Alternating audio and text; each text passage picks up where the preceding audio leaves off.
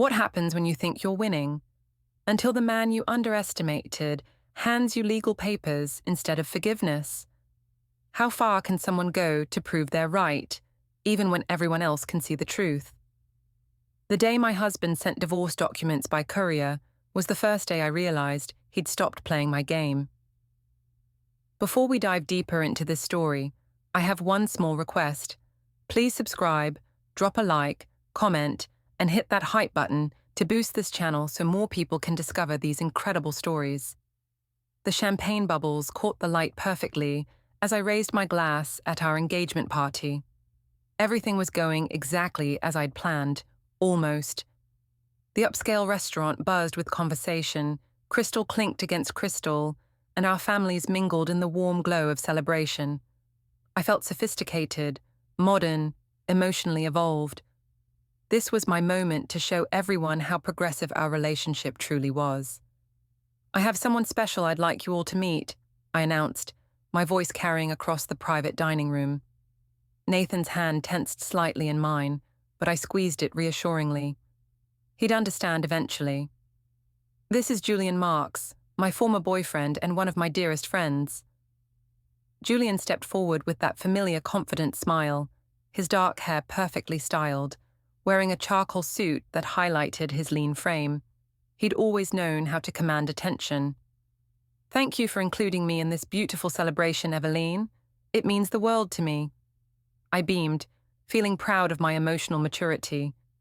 How many women could invite their ex-boyfriend to their engagement party?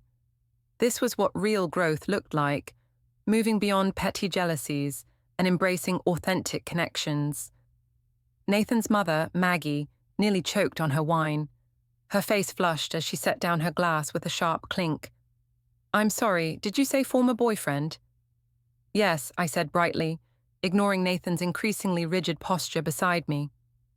Julian and I dated for 2 years before Nathan and I met. We've maintained a wonderful friendship. I believe in honoring all the relationships that have shaped us. My mother, Clara, practically glowed with pride from across the room. "Isn't she remarkable? So emotionally intelligent.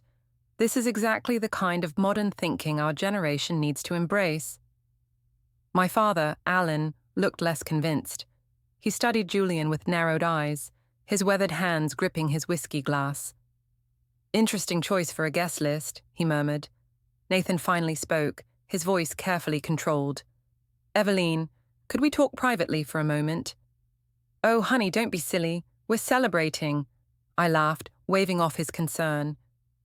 "Julian, why don't you tell everyone about that amazing trip we took to Portland last month? The one where you helped me pick out ideas for our honeymoon?" The silence that followed was deafening. Nathan's hand slipped from mine entirely. Oliver, Nathan's younger brother, leaned back in his chair with raised eyebrows, while Maggie's face cycled through several shades of red. Julian, oblivious to the tension, or perhaps feeding off it, launched into an animated story about our weekend getaway. "Evelene has such exquisite taste. We spent hours at this little boutique hotel, and she kept saying how Nathan would love the spa treatments. She's so thoughtful, always thinking of others." "You went away with him?" Nathan's voice was barely above a whisper, but it cut through Julian's chatter like a blade. I felt a flutter of irritation. Why was Nathan being so dramatic? "It was completely innocent. We're adults, Nathan. Surely you trust me enough to maintain healthy friendships." "Healthy friendships don't typically involve overnight trips," Maggie said icily. "With respect, Mrs. Cole," I replied, my tone sharpening. "That kind of thinking is exactly what keeps people trapped in possessive, unhealthy relationship patterns. Nathan and I are building something based on trust and emotional freedom." Nathan stood abruptly, his chair scraping against the hardwood floor. "I need some air." As he walked toward the restaurant's patio, Julian raised his glass. "I'd like to make a toast," he announced, his voice carrying easily across the room. "To Evelene, who taught me what it means to love without boundaries. She showed me that real connection transcends conventional labels. Even though our romantic relationship ended, the bond we share is eternal." He paused, his eyes finding mine across the room. Some people are meant to be in your life forever, regardless of the form that relationship takes. Evelene, you'll always be my person, and I'll always be yours. The toast hung in the air like smoke. Several guests shifted uncomfortably. My cousin Sarah stared at her plate, while Nathan's uncle coughed awkwardly into his napkin. Clara clapped enthusiastically. How beautiful! This is what emotional evolution looks like, people. Take notes. But even I could feel the room's energy shift. The celebration that had felt so perfect moments before now carried an undercurrent of tension. Through the restaurant's floor-to-ceiling windows, I could see Nathan standing alone on the patio, his shoulders rigid against the evening sky. Alan approached me as guests began to mingle again, their conversations noticeably quieter. Evie, honey, maybe you should go talk to your fiancé. He's being oversensitive, I said, but my confidence wavered slightly. He'll come around once he realizes this is actually strengthening our relationship. Is it? Alan asked quietly. Because from where I'm standing, it looks like you're humiliating him in front of both families. I bristled. I'm expanding his emotional vocabulary. Not everyone can handle this level of sophistication, Dad. But as I watched Nathan through the window, still standing alone while our engagement party continued without him, I felt the first small crack in my certainty.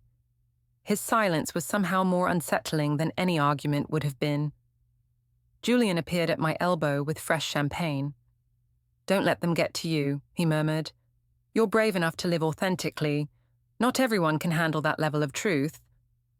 I nodded, letting his words restore my conviction.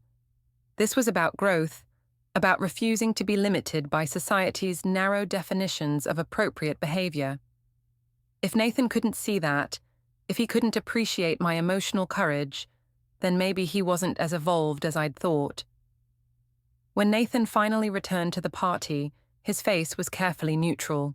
He smiled when spoken to, thanked guests for coming, and played the part of the happy groom-to-be. But his hand never found mine again that evening, and when Julian hugged me goodbye, a lingering embrace that felt more intimate than friendly, Nathan's jaw tightened almost imperceptibly. As we drove home in silence, I waited for Nathan to bring up Julian, to start the fight I was prepared for. Instead, he stared out the passenger window at the passing streetlights. You're being ridiculous, I finally said. Nothing happened. Nothing inappropriate occurred. Nathan turned to look at me, his expression unreadable in the dashboard's glow. You don't need me at all, do you? The question caught me off guard. What's that supposed to mean? Nothing, he said quietly. Forget I asked. But I couldn't forget it. The question echoed in my mind as we pulled into our driveway, as Nathan went straight to bed without our usual post-event debriefing, as I lay awake justifying my choices to the darkness. I was building something revolutionary, a relationship based on radical honesty and emotional freedom. If Nathan couldn't appreciate that, if he wanted to cling to outdated notions of possession and jealousy, then maybe he wasn't the partner I thought he was. The engagement party had been perfect, I told myself. Progressive, authentic, brave. If some people couldn't handle that level of evolution, that was their limitation, not mine.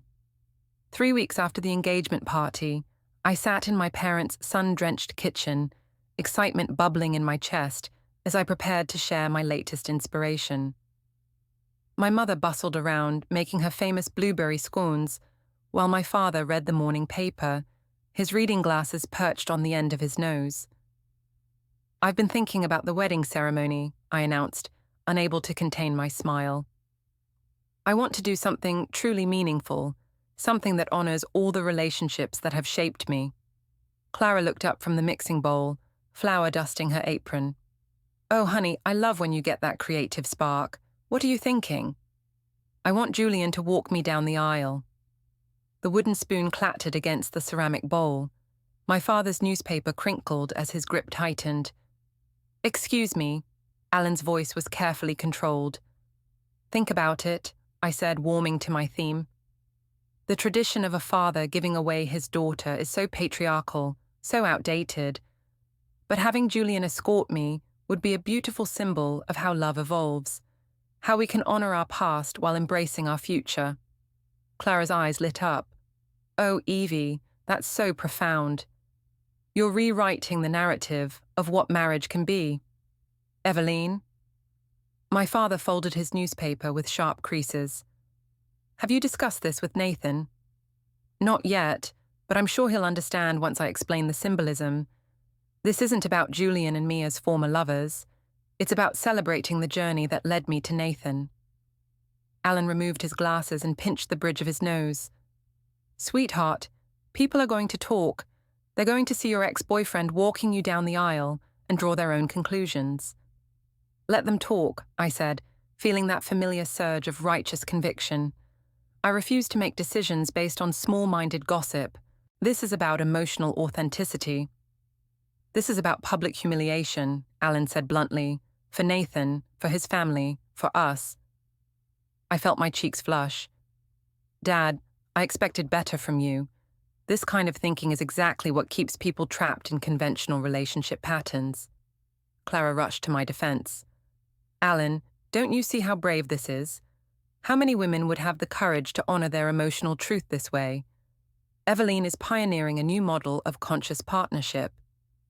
She's making a spectacle, Alan muttered, but Clara shot him a warning look. That evening, I broached the subject with Nathan as we prepared dinner in our apartment. He was chopping vegetables for our salad, the knife moving in steady rhythmic strokes against the cutting board. I've been thinking about our ceremony, I said, arranging flowers in a vase nearby. I want to incorporate some non-traditional elements that reflect our values. Such as? Nathan's voice was neutral, but I noticed his knife work had slowed. I'd like Julian to walk me down the aisle, as a symbol of how love transforms and evolves. The chopping stopped entirely. Nathan set down the knife and turned to face me, his expression unreadable. You want your ex-boyfriend to walk you down the aisle. I want my dear friend to participate in a meaningful way, I corrected. This isn't about our past romantic relationship, it's about honoring the connections that have shaped us. Nathan leaned against the counter, his arms crossed. What does your father think about this? He's having some trouble with the concept, but Mom understands. She thinks it's beautiful. And my family, have you considered how they might feel about this? I felt a flicker of irritation. Nathan, we can't make decisions based on other people's limitations. If they can't appreciate the deeper meaning. The deeper meaning, Nathan interrupted, is that you want your ex-boyfriend to have a central role in our wedding. There's nothing deep about it, Evelene. It's inappropriate. Inappropriate according to whom? Some arbitrary social convention that says men and women can't maintain meaningful friendships after a romantic relationship ends. Nathan ran his hands through his hair. It's inappropriate because it makes our wedding about him instead of us, because it suggests that your relationship with Julian is more important than your relationship with me. That's not what it suggests at all. You're being insecure. The word hung between us like a slap. Nathan's face went very still. I'm being insecure, he repeated slowly. Yes, and I understand that. I really do. Society teaches men to be possessive, to view other men as threats. But we're building something different, Nathan. We're creating a relationship based on trust and emotional freedom. Nathan stared at me for a long moment. Then he picked up his keys from the counter. Where are you going? I asked. Out. Nathan, don't run away from this conversation. This is exactly the kind of communication breakthrough we need to... The door closed behind him with a quiet click that somehow felt louder than a slam. I called my mother immediately.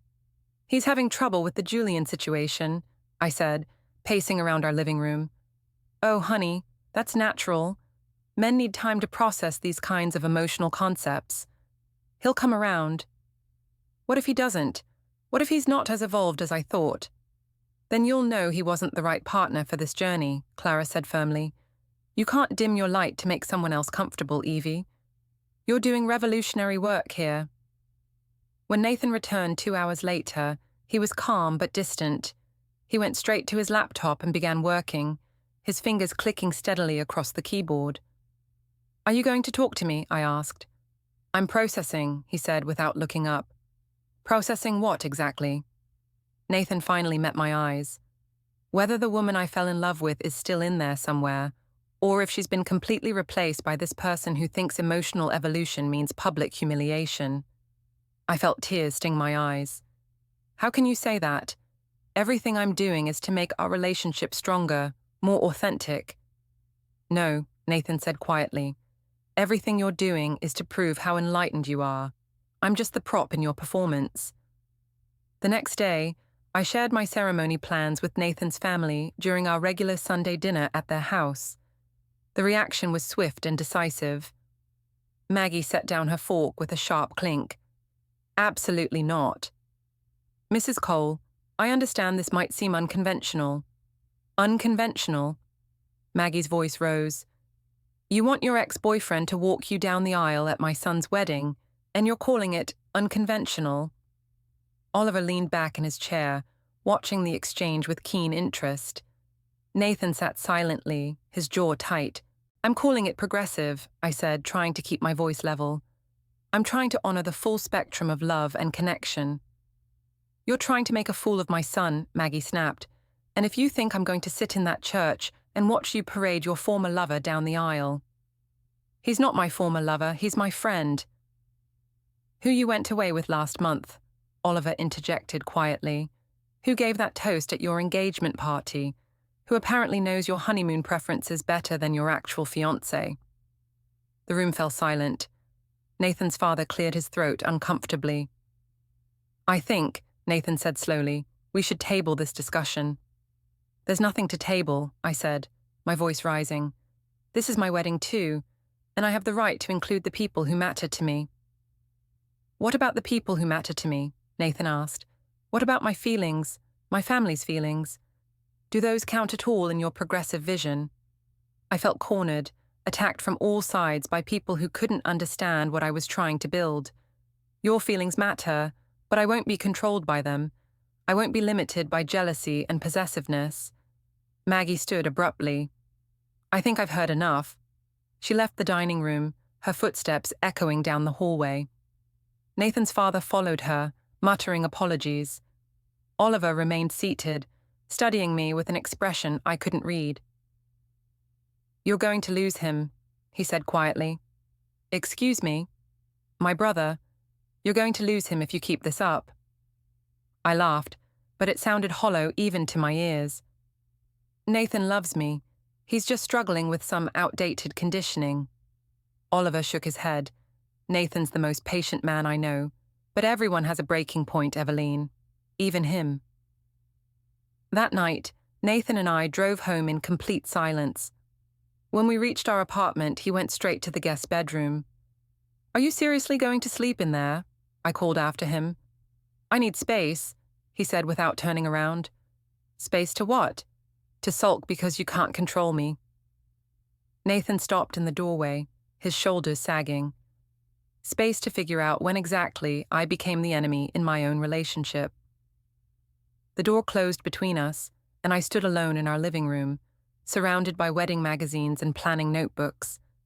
Everything I was doing was right, I told myself. Progressive, authentic, brave.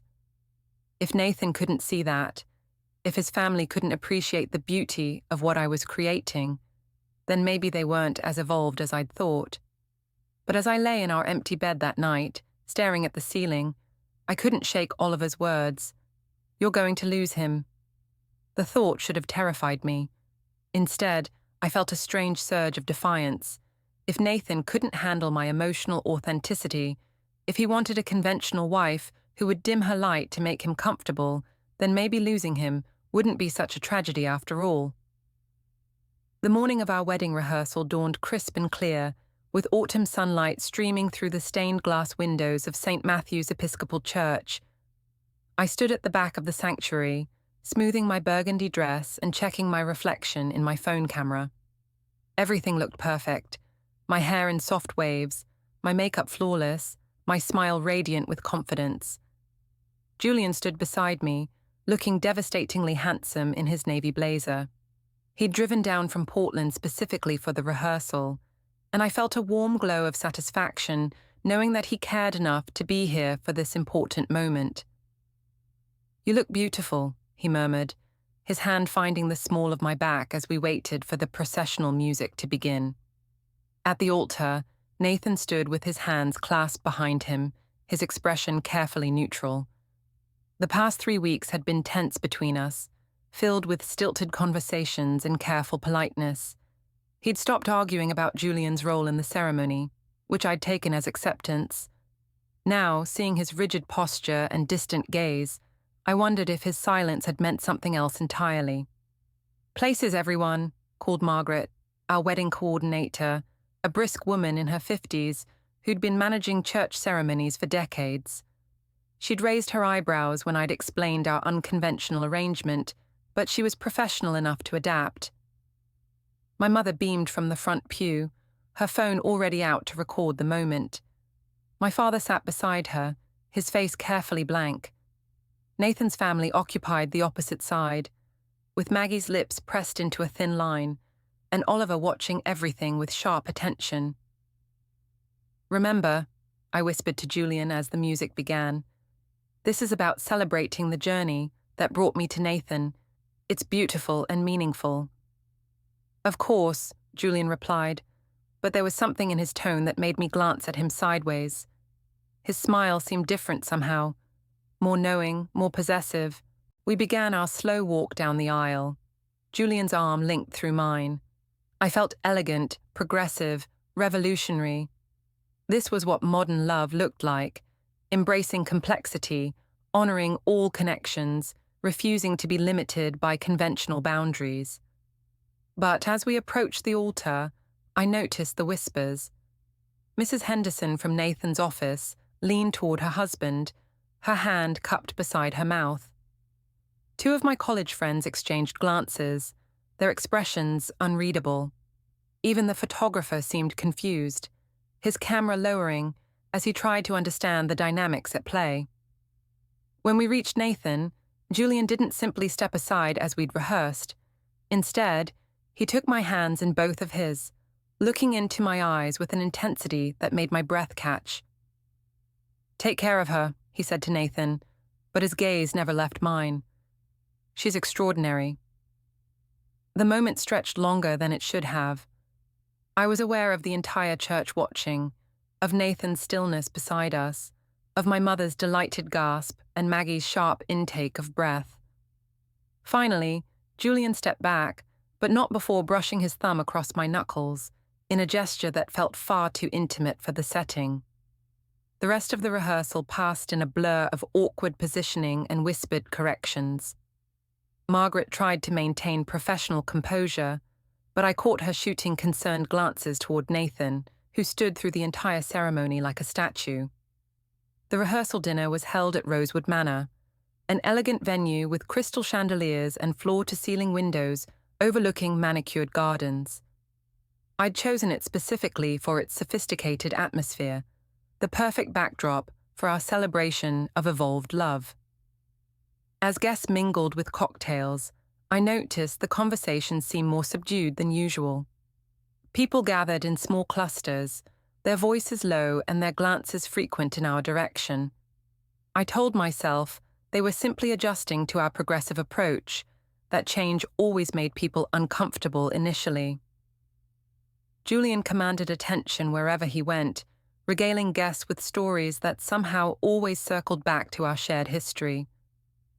I watched him charm my college roommate Sarah, saw him deep in conversation with Nathan's cousin Mark, observed him taking selfies with various family members. "He's very charismatic," said my Aunt Patricia, appearing at my elbow with a glass of wine. "How long did you say you dated?" 2 years, I replied, watching Julian gesture animatedly as he told some story to a captivated audience. "We had a wonderful relationship, very passionate, very intense." Patricia's eyebrows rose. "And Nathan's comfortable with him being here." "Nathan's learning to appreciate emotional complexity," I said, though I noticed Nathan himself was notably absent from Julian's audience, instead standing alone by the windows with his brother. When dinner was served, I'd arranged for Julian to sit at our head table, directly across from Nathan and me. It felt symbolic, past, present, and future, all integrated in perfect harmony. Halfway through the main course, Julian stood and tapped his wine glass with his knife. "I'd like to say a few words," he announced, his voice carrying easily across the dining room. I felt a flutter of excitement. Julian was an excellent speaker, and I knew he'd find the perfect words to capture the beauty of our situation. "I've known Evelene for 7 years," he began, his eyes finding mine across the table. "I've watched her grow, evolve, become the extraordinary woman she is today. She taught me that love isn't about possession, it's about celebration." Murmurs of approval rippled through the room. My mother practically glowed with pride. "Evelene and I shared something magical," Julian continued, his voice growing more intimate. "A connection that transcends conventional labels. When we were together, we explored depths of intimacy that most people never experience." The murmurs stopped. I felt heat creep up my neck as Julian's words took on a more personal tone than I'd expected. Even though our romantic relationship evolved into friendship, that connection remains. It always will. "Evelene, you awakened something in me that will never sleep again. You showed me what it means to love without limits, to give yourself completely to another person." Nathan's fork had stopped halfway to his mouth. Across the room, I could see guests shifting uncomfortably in their seats. "So, Nathan," Julian said, raising his glass toward my fiancé, "I want to thank you for understanding that some bonds can't be broken, for accepting that Evelene and I will always share something special. You're a lucky man to have won the heart of a woman who loves so deeply, so completely." He paused, his gaze returning to me. "To Evelene, my first love, my eternal connection, my person. May your marriage be filled with the same passion we once shared." The toast hung in the air like smoke. I felt every eye in the room on us, felt the weight of Julian's words settling over the gathering like a heavy blanket. Nathan slowly set down his fork. His face was pale, his jaw tight. Around the room, conversations had died entirely.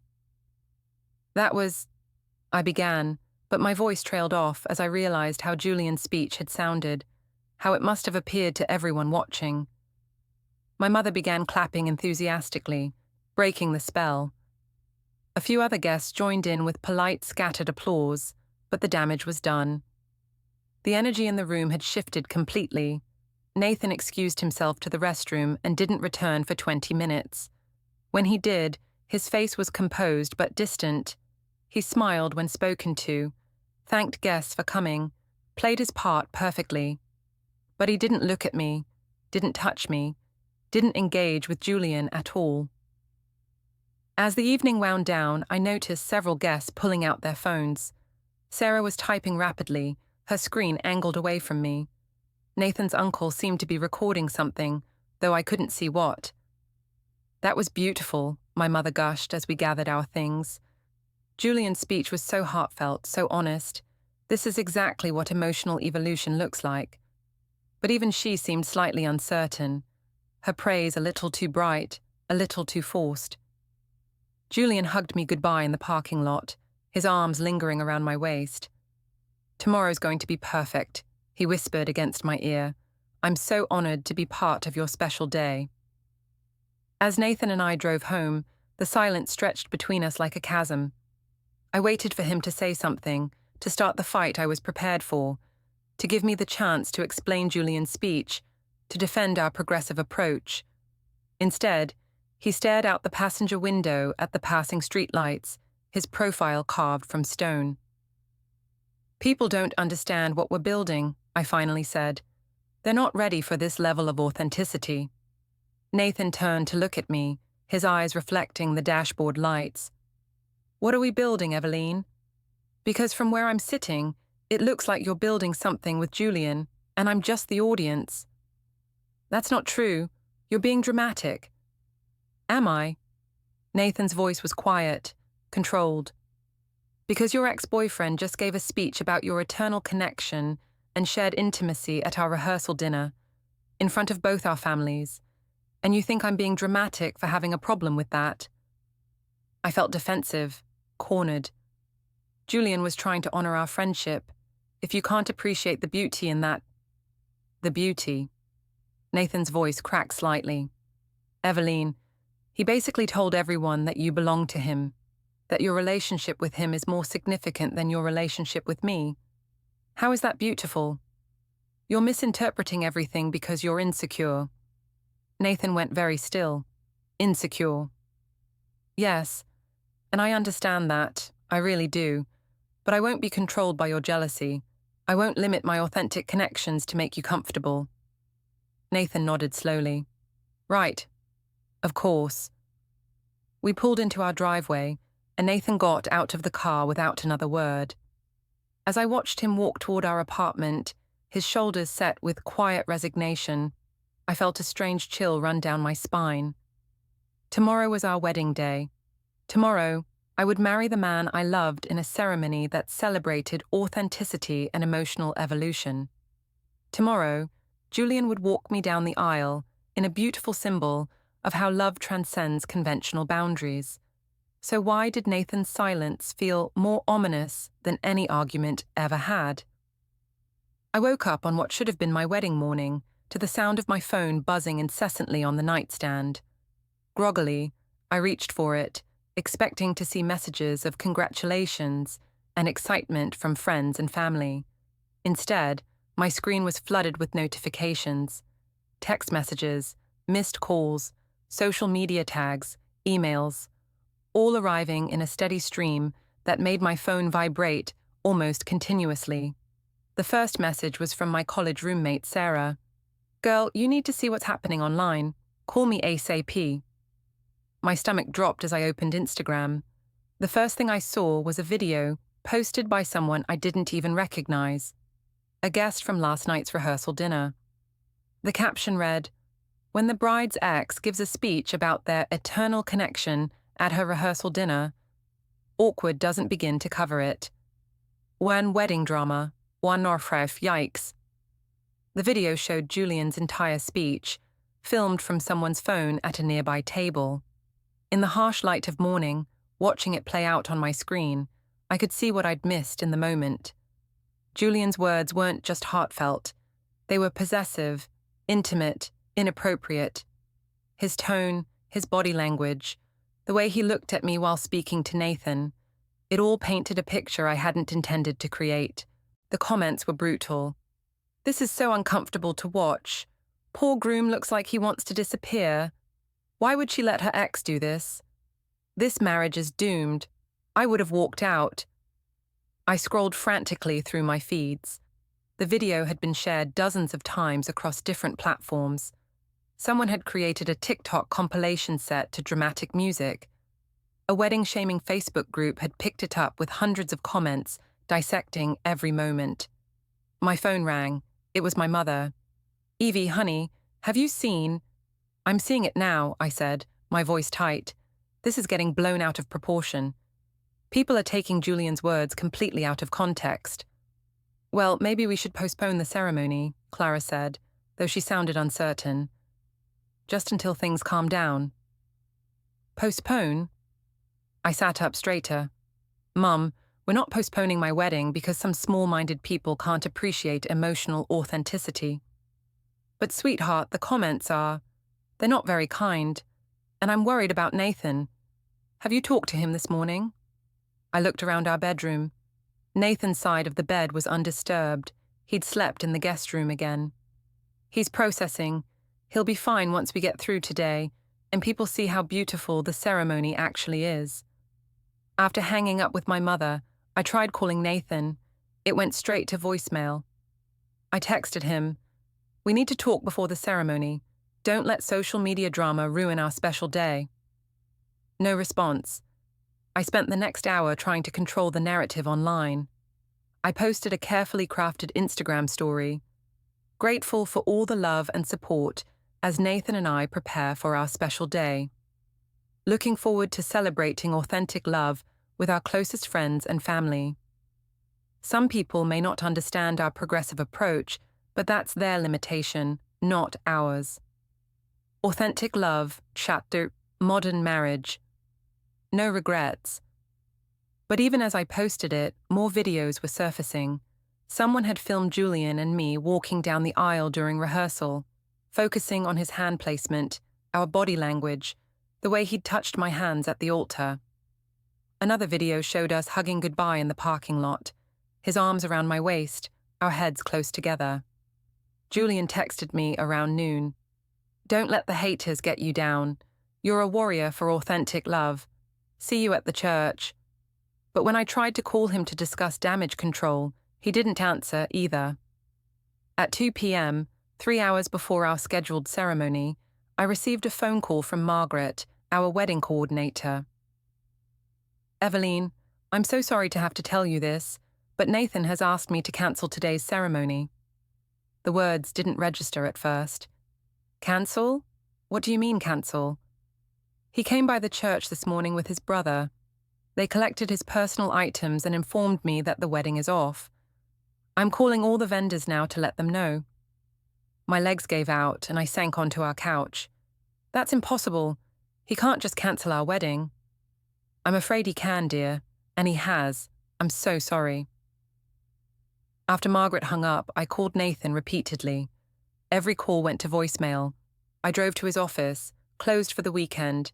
I went to his brother's house. No one answered the door, though I could see cars in the driveway. Panic was setting in. This couldn't be happening. Nathan was just upset about the social media attention. He was being dramatic, making a point. He'd come around once he realized how extreme his reaction was. I called my mother, sobbing. "He cancelled the wedding, Mum. He actually cancelled our wedding." "Oh, honey, I'm so sorry. Maybe it's for the best, though. Maybe you both need some time to—" "It's not for the best." This is exactly what I was afraid of, that his insecurity would sabotage our relationship. He's proving that he can't handle my emotional authenticity. That evening, I sat in our apartment surrounded by wedding gifts and flowers that had been delivered throughout the day. My phone continued buzzing with messages, some sympathetic, others curious, many from numbers I didn't recognize as the story spread beyond our immediate circle. Julian finally called around 8 p.m. "I heard what happened. I'm so sorry, babe. Nathan's really showing his true colors, isn't he?" "I can't believe he did this," I said, tears streaming down my face. "I can't believe he humiliated me like this." "You're better off without him," Julian said softly. "A real man would celebrate your capacity for deep connection, not punish you for it. You deserve someone who appreciates all of you." "Maybe you're right," I whispered. "I know I'm right. Listen, why don't I come over? You shouldn't be alone right now." After Julian arrived, we sat on my couch, drinking wine and going through the social media posts together. He helped me craft responses, defending our friendship and criticizing Nathan's emotional immaturity. We posted a joint selfie with the caption, "Real friends show up when it matters most." Grateful for authentic connections that don't waver when things get tough. But even as we curated our online narrative, I couldn't shake the feeling that something had gone terribly wrong. Nathan wasn't supposed to leave. He was supposed to fight for us, to work through his insecurities, to grow into the progressive partner I knew he could be. Instead, he'd simply disappeared. Over the next few days, I tried every avenue I could think of to reach him. I called his office. His assistant said he was taking personal time. I went to his parents' house. Maggie answered the door but refused to let me in or tell me where Nathan was staying. "You've done enough damage," she said coldly. "Leave my son alone." "I love him," I pleaded. "I just want to talk to him, to explain—" "Explain what? How you humiliated him in front of everyone we know, how you made a mockery of your relationship. There's nothing left to explain, Evelene." The door closed in my face with a final click. A week after our cancelled wedding, I received a courier delivery. Inside the envelope was a letter from a law firm I didn't recognize, along with several official-looking documents. The letter was brief and formal. Ms. Dorr, please find enclosed the dissolution of all joint financial accounts, the return of the engagement ring, monetary value refunded, and the termination of all wedding-related contracts. Mr. Cole has also included a legal document requesting that you refrain from using his name or image in any public forums, including social media. All personal belongings will be collected from the shared residence this weekend. Please arrange to be elsewhere during the specified times. Any further communication should be directed through this office. Sincerely, Robert Chen, Attorney at Law. I stared at the papers, my hand shaking. This wasn't Nathan. Nathan didn't do things like this. Cold, legal, final.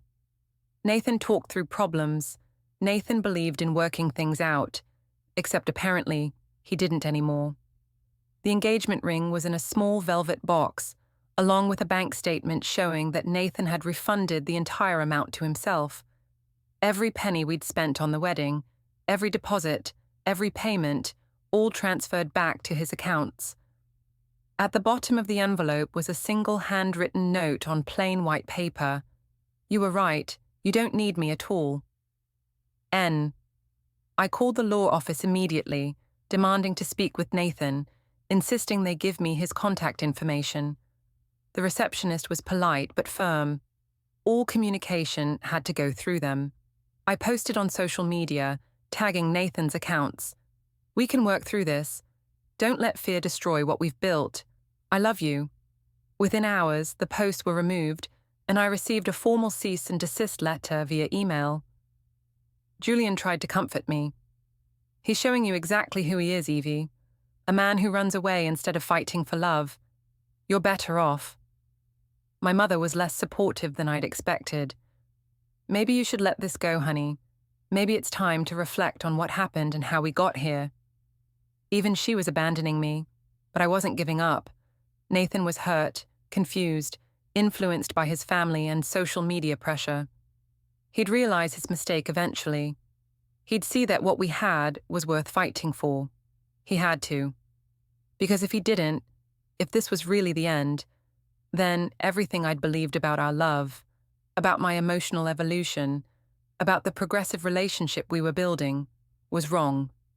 And that was impossible. Wasn't it? 2 weeks after the cancelled wedding, I was still living in denial. Nathan would come back. He had to. People didn't just throw away 2 years of love over a misunderstanding, over social media drama, over their inability to appreciate emotional complexity. I'd been staying with my parents since Nathan's belongings were removed from our apartment, a process handled entirely by his brother Oliver and a moving company while I was deliberately kept away.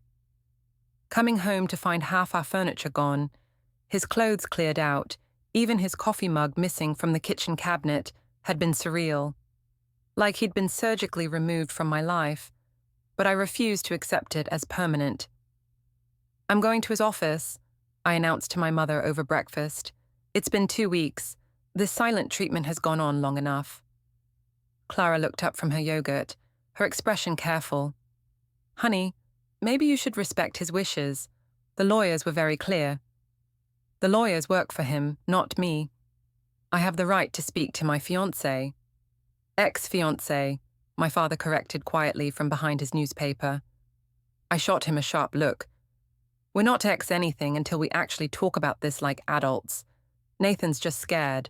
He's letting other people influence him instead of trusting what we built together. Alan folded his newspaper and studied me with those steady grey eyes. Evie, sweetheart, maybe it's time to consider that Nathan isn't coming back. He will, I said firmly. He just needs to remember who we are together, who I am when I'm not being judged and attacked by small-minded people. That afternoon, I drove to Nathan's office building downtown.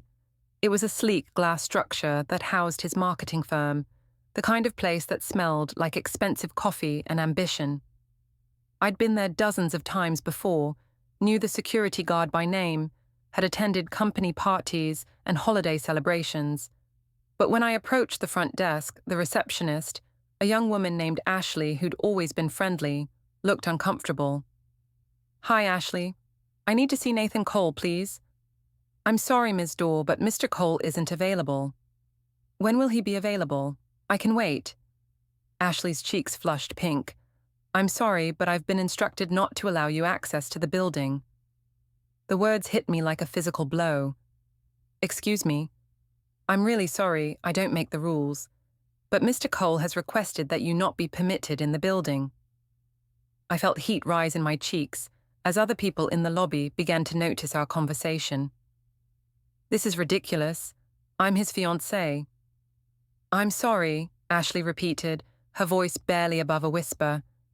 I left the building feeling humiliated and angry. Nathan was being childish, dramatic, cruel.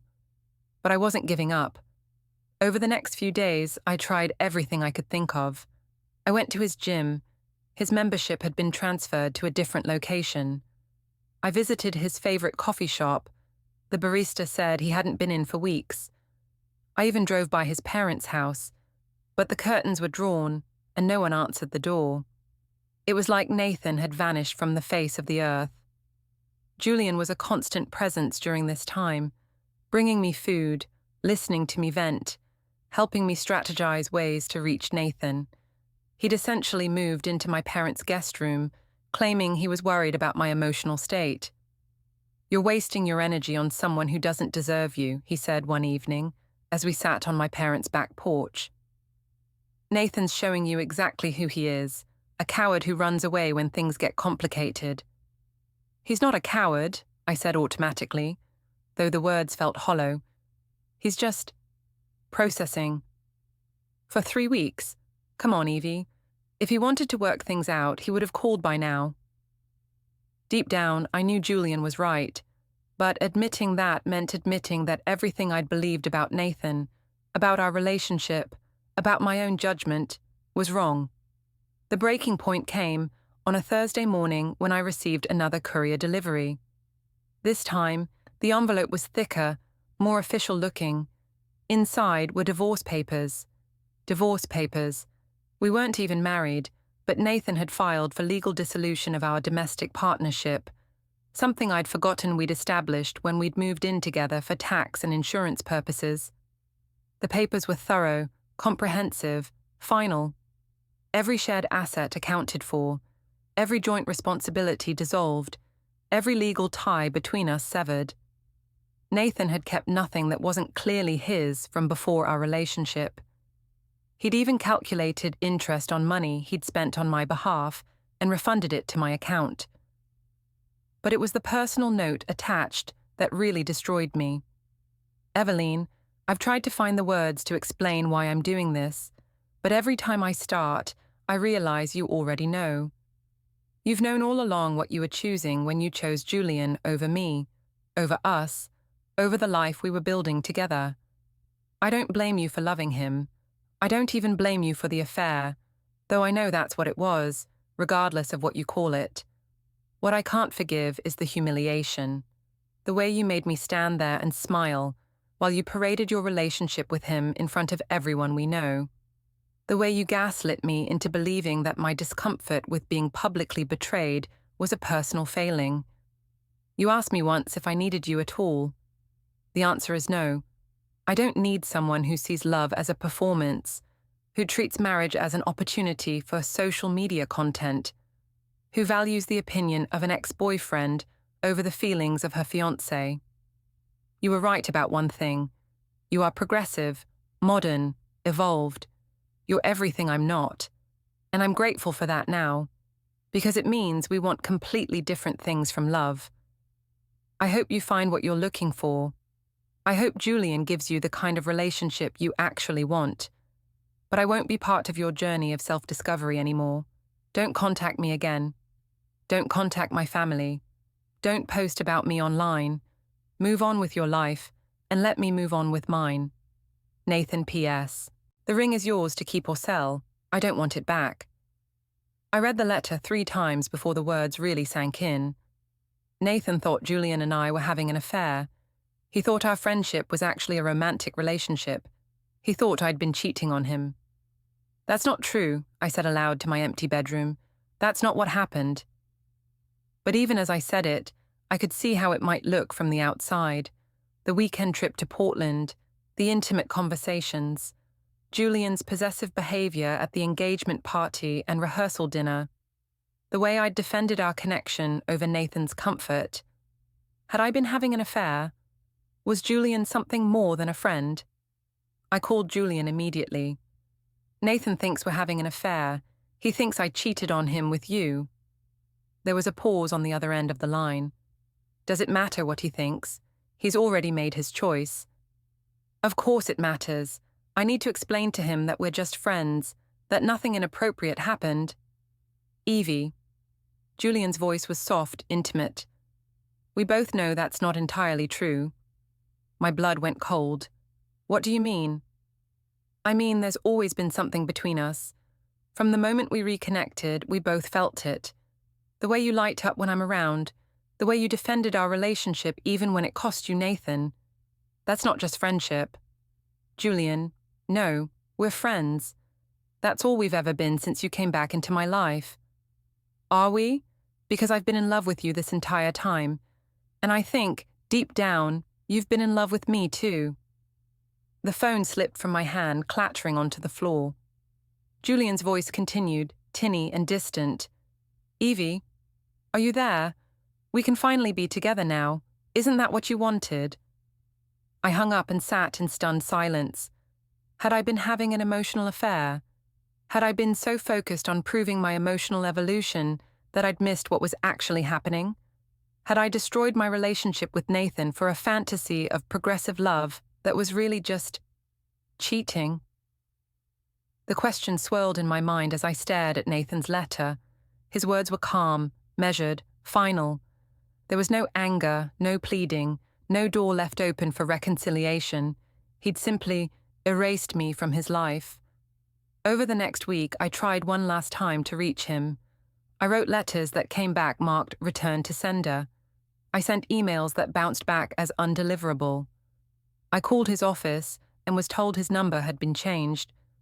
It was Oliver who finally answered one of my calls, his voice cold and professional.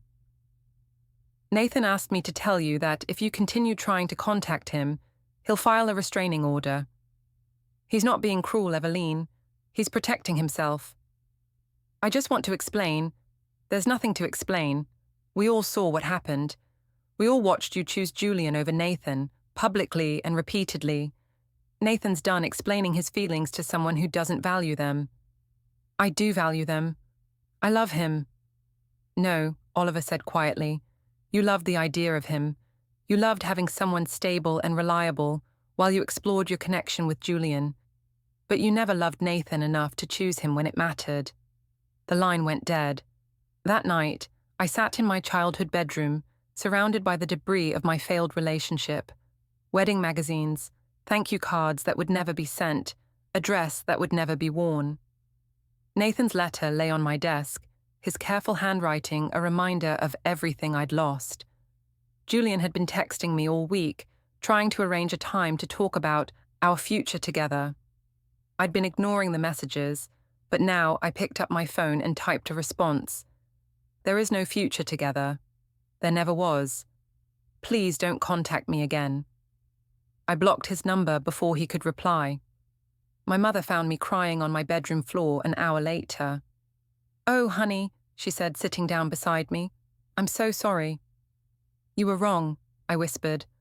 All that talk about emotional evolution and progressive love, it was wrong. I wasn't being authentic or brave. I was just selfish. Clara stroked my hair, her own eyes filling with tears. Maybe we both got carried away with the idea of being different, of being special. Maybe we forgot that some rules exist for good reasons. He's never coming back, is he? No, sweetheart. I don't think he is. As I lay in bed that night, staring at the ceiling of my teenage bedroom, I finally understood what Nathan had been trying to tell me all along. Love wasn't about proving how evolved you were, or how many boundaries you could push. It wasn't about performing authenticity for an audience or using your relationship as a vehicle for social media content. Love was about choosing someone, every day, over everyone else. It was about making your partner feel secure, valued, prioritized. It was about building something together that was more important than your individual desires for attention or validation. I'd failed at all of it, and now Nathan was gone, not because he couldn't handle my emotional sophistication, but because I'd never actually offered him the simple, honest love he deserved. The realization was devastating, but it was also, finally, true. 6 months after Nathan walked away from our relationship, I was still trying to piece together how everything had gone so wrong. I'd moved into a small studio apartment across town, started therapy, and begun the slow process of rebuilding my life. But I wasn't prepared for the final blow that would come in the form of legal papers. It started with a phone call from an unknown number on a Tuesday morning in March. "Ms. Dorr, this is Jennifer Walsh from Walsh & Associates. I represent Nathan Cole in a civil matter. We need to discuss some social media posts you've made regarding my client." My stomach dropped. I haven't posted anything about Nathan in months. "According to our records, you've made 17 posts across various platforms that reference Mr. Cole either directly or indirectly. Several include photographs of him without his consent. We sent multiple cease and desist letters that appear to have been ignored." I felt heat rise in my cheeks. It was true, I had been posting occasionally. Nothing malicious, just memories. Photos from our happier times with captions about growth and healing. A few philosophical posts about how some people can't handle authentic love. I'd thought I was being subtle, mature, reflective. "Those posts are about my own healing journey," I said defensively. "I have the right to share my experiences. Not when they involve my client's image and personal information without his consent." "Mr. Cole has been very patient, Ms. Dorr, but your continued attempts to contact him and involve him in your online narrative constitute harassment." "Harassment? I'm not harassing anyone. I'm processing my emotions in a healthy way." There was a pause. "Ms. Dorr, are you aware that Mr. Cole is engaged?" The words hit me like a physical blow. Engaged? He proposed to his girlfriend last month. Your continued posts about your past relationship and your public speculation about reconciliation are causing distress to both Mr. Cole and his fiancée. I sank onto my couch, the phone trembling in my hand. Nathan was engaged. To someone else. He'd moved on completely, while I was still trying to understand what had happened between us. "Who is she?" I whispered. "That's not relevant to this conversation. What is relevant is that you need to remove all posts referencing Mr. Cole immediately and refrain from any future posts about him or your past relationship. You also need to stop attempting to contact him through mutual acquaintances." I'd been reaching out occasionally through old friends, asking them to tell Nathan I was sorry, that I understood now, that I'd learned from my mistakes. I thought I was showing growth, maturity, accountability. "If you don't comply voluntarily," the lawyer continued, "we'll be forced to pursue legal action. Mr. Cole has documented every violation of his previous requests. He has grounds for a restraining order and a harassment lawsuit." After the lawyer hung up, I sat in my apartment feeling hollowed out. Nathan was engaged. He'd found someone else, someone who presumably knew how to love him, without turning it into a performance, someone who chose him over everyone else, someone who made him feel valued instead of humiliated. I spent the rest of the day going through my social media accounts, deleting posts. There were more than I'd realized: photos, quotes, reflective captions about lessons learned and growth through pain. I'd thought I was being philosophical, but seeing them all together, I could see how they looked from Nathan's perspective. Obsessive, manipulative, like I was trying to keep our relationship alive online, even though it was dead in real life. The final post I deleted was a photo from our engagement party. Nathan and me smiling at the camera, his arm around my waist, both of us looking happy and hopeful. I'd posted it 3 weeks earlier with the caption, "Some people are worth fighting for, even when they've given up on fighting for you." Real love means never giving up hope. Looking at it now, I felt sick. Nathan had seen this. His new fiancée had seen this. I'd been publicly pining for a man who was building a new life with someone else, and I'd convinced myself it was emotional maturity. A week later, I received another courier delivery. This time, the envelope contained a comprehensive legal document that took my breath away. It was a formal complaint for defamation, harassment, and intentional infliction of emotional distress. Nathan was suing me. The document was thorough, professional, devastating.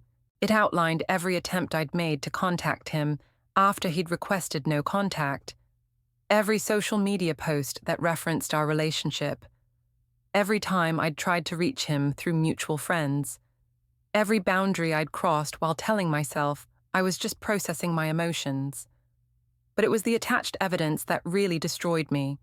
Screenshots of text messages I'd sent to his friends, asking them to help Nathan see reason. Photos I'd posted online that included him without permission. Copies of letters I'd written and mailed to his office that I thought had been returned undelivered. Apparently, his assistant had been collecting them on his lawyer's advice. And then, most humiliatingly, there were witness statements from his mother. Ms. Dorr has continued to drive by our house and call our home number, despite being asked to stop. Her behavior is erratic and concerning. From his brother. She's contacted me at least a dozen times, asking for Nathan's new address and phone number. When I refused, she became hostile and accused our family of turning Nathan against her. From mutual friends.